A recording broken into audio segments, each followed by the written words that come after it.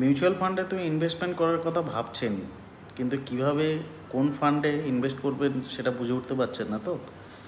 তো আজকে আমি কিছু ভুল এখানে ধরাবো অনেকের।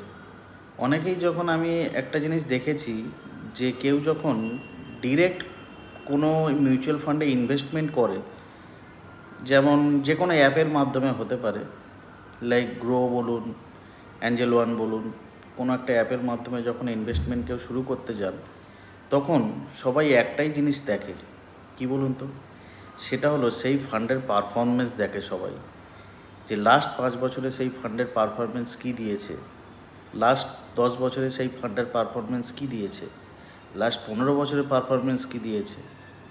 হ্যাঁ, পারফরমেন্স অনেক ফান্ডেই আছে যার মানে লাস্ট 5 বছরে 40% পর্যন্ত রিটার্ন আছে, ঠিক আছে। তো 5-10 বছরে 16% রিটার্ন দিয়েছে, 20% রিটার্ন দিয়েছে। তো আমি সবাইকে একটাই কথা বলবো, যে যখনই মিউচুয়াল ফান্ডে ইনভেস্টমেন্ট করতে যাবেন, সে ডিরেক্ট করুন আর কোনো মিউচুয়াল ফান্ড ডিস্ট্রিবিউটরের কাছে করুন, কোনো দিন ফান্ডের র্যাঙ্কিংয়ের পিছনে দৌড়াবেন না। কারণ একটা কথা আপনাকে বলি, আজকে যে র্যাঙ্কে আছে, আজকে যে 1 নম্বর র্যাঙ্কে আছে, সে কালকে 1 নম্বর র্যাঙ্কে নাও থাকতে পারে। আপনি ইনভেস্টমেন্ট করছেন 5 বছর, 10 বছর, 15 বছরের জন্য বা 20 বছরের জন্য।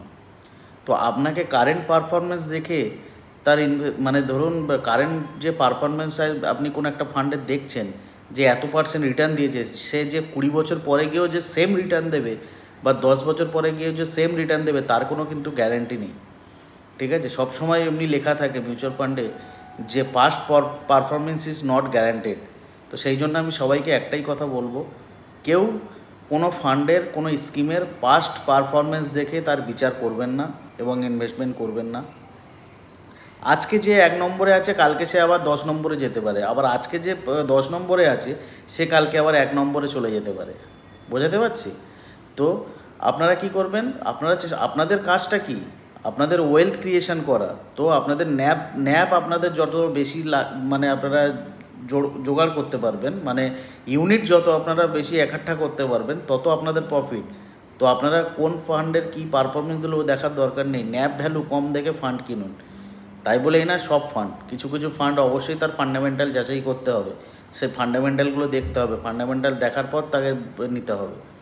তো পারফরমেন্স দেখে কোনো ফান্ড আপনারা নির্বাচন করবেন না, আমার বক্তব্য এটাই ছিল। যদি এই ভিডিও নিয়ে যদি আপনাদেরকে ডিটেলসে ভিডিও যদি লাগে, আমাকে কমেন্ট করবেন, আমি এর জন্য আপনাদের জন্য ডিটেলসে একটা ভিডিও বানিয়ে দেবো, ঠিক আছে। ধন্যবাদ।